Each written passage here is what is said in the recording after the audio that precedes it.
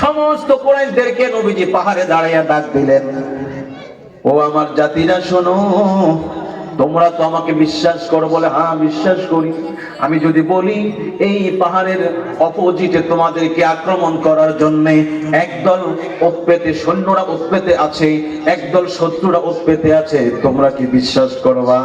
আবু লাহাব বলে, ভাতিজারে তুমি জন্মের পরে একটা মিথ্যা কথা বলো নাই রে, অবশ্যই আমরা তোমার কথা বিশ্বাস করি। আমার নবী বলে, চাচা গো, ও আমার জাতিরা শোনো, আমার আল্লাহ এই মর্মে আমাকে জানায় দিলেন, আমি এক আল্লাহর ব্যাপারে তোমাদের কাছে কথা বলবো, দাওয়াত পৌঁছে দেব, আমি আল্লাহর প্যারা রাসূল, এই কথা তোমরা মেনে নাও, তাইলে পরকালে নাজাত পাবে।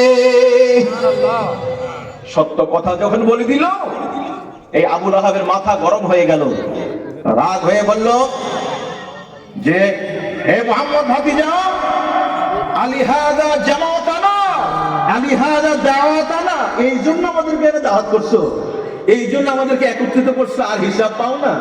তাকবালাকা ইয়া মুহাম্মদ, হে মুহাম্মদ তোর ধ্বংস হোক। ধরে বলে নাউজুবিল্লাহ। আল্লাহ বলেন, না না, আমার বন্ধুকে যে গালি দিবে, আমার বন্ধুকে যে আঘাত করবে, আমার বন্ধুর উপরে যে শারীরিক মানসিক ভাবে কষ্ট দিবে, আমি আল্লাহ দুনিয়ার মধ্যে তার লানত দেব এবং পরকালে তো আযাব আসেই। নাউজুবিল্লাহ বলেন। ইন্নাল্লাহা ইন্নাল্লাযীনা ইয়াযুনাল্লাহা রাসূলাহু লানাহুমুল্লাহু ফিদ দুনিয়া ওয়াল আখিরাহ ওয়া আ'আদ্দা লাহুম আযাবান মুহিনা। যারা নবীজিকে, আল্লাহকে যারা কষ্ট দিল দুনিয়ার জমিনে, তাদের জন্য লানত অভিশাপ, পরকালেও তাদের জন্য লানত অভিশাপ এবং যন্ত্রণাদায়ক লাঞ্ছনাদায়ক শাস্তি রয়েছে। জোরে বলেন নাউজুবিল্লাহ। ও বলেছে, তাকবালাকা ইয়া মুহাম্মদ, আল্লাহ বলে আমার বন্ধুকে বলেছো তুমি আপন চাচা হও, তো কি হয়েছে?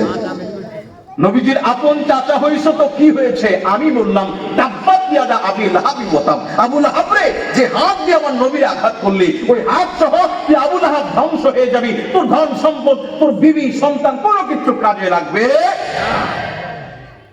একটু চিন্তা করে দেখি, নবীজির আপন চাচা আবু লাহাব আল্লাহর কাছে ছাড় পায় নাই, নবীর সাথে বেয়াদবি করে, ঠিক কিনা বলেন?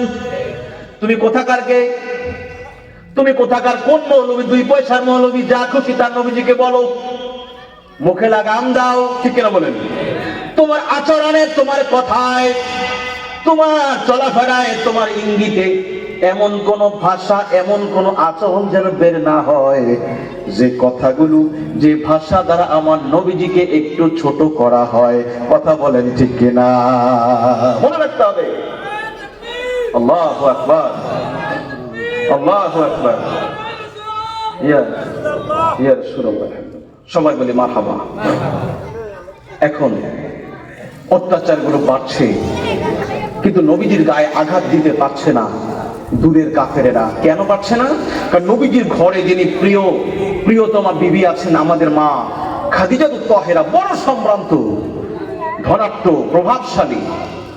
নবীজির চাচা আবু তালেব যদিও সরাসরি ইসলাম গ্রহণ করেন নাই, কেউ কেউ বলেছেন করেছেন, আল্লাহ ভালো জানে। আবু লাহাব নবীজির ডিরেক্টলি ইসলাম যদিও গ্রহণ করেনি, কিন্তু উনি নবীজির গায়ে একটা কাঁটার আঁচড় লাগতে কখনো দেন নাই। কাফেরের আয়েশা নানান লোক দেখেছে, আবু লাহাব তোমার ভাতিজা নতুন ধর্ম, নতুন পথ, নতুন মতবাদ আমাদের কাছে চাপায়া দিচ্ছে, বাপ দাদার ধর্মের মাঝে চুনকালি মাখছে, কিছু বলো, কিছু ব্যবস্থা করো, নয়তো আমাদের হাতে ছেড়ে দাও। আবু তালেব বলল, ও কুরাইশরা শোনো, আমি আমার ভাতিজার ধর্ম হয়তো পালন করি না, কিন্তু এই কথা মনে রাখবে, আমার জীবন থাকতে আমার ভাতিজা মুহাম্মদুর রাসূলুল্লাহ সাল্লাল্লাহু আলাইহি ওয়াসাল্লামের গায়ে একটা কাঁটার আঁচড় আমি রাখতে দিব না। আল্লাহু আকবার বলে।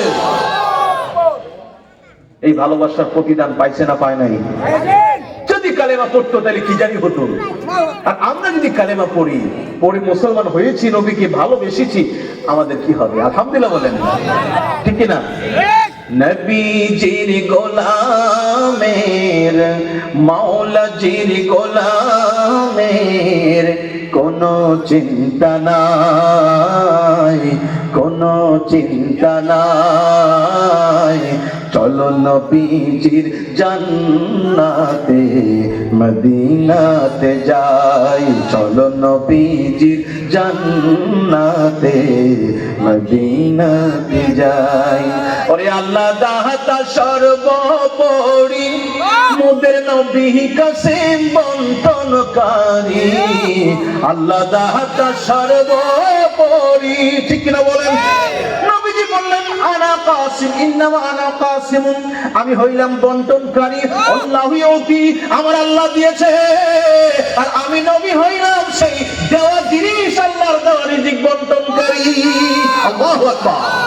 সেই বন্টনে আমাদের, আমরা নবীর কদমে জায়গা পেতে চাই কি চাই না?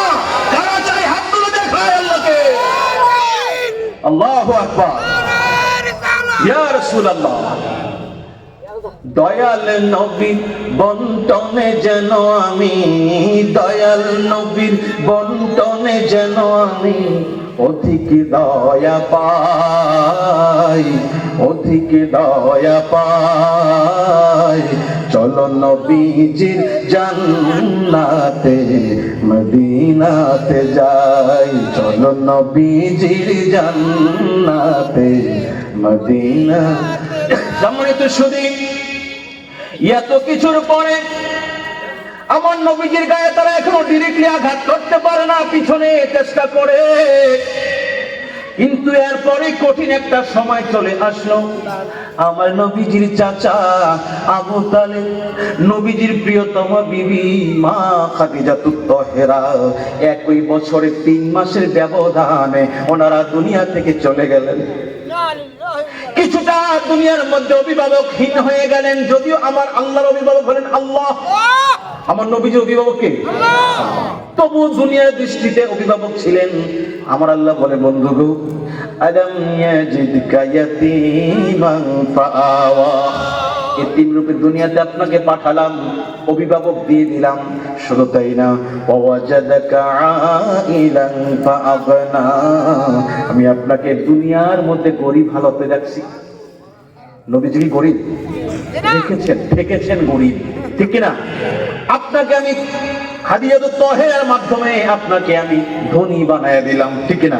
বিশাল বড় ধনাঢ্য ব্যক্তি ব্যবসায়ী মা খাদিজা নবীজির কদমে আসার পরে কই, নবী গো, ধন সম্পদ কোনো কিছুর প্রয়োজন নাই, ও প্রাণের স্বামী গো, ও দয়াল নবীজি, আমি আমার জীবন যৌবন, আমার ধন সম্পদ আমি আপনার কদমে কুরবান করে দিয়া নবী গো আপনাকে পেতে চাই, ওই জান্নাতে নবী গো আমি আপনার সঙ্গে থাকতে চাই। আল্লাহু আকবার।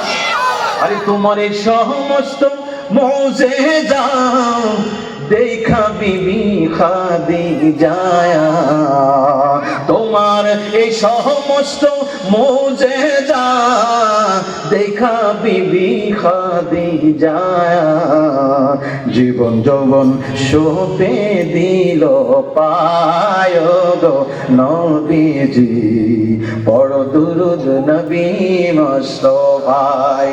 এই তো কষ্টের দিন বেড়ে গেল।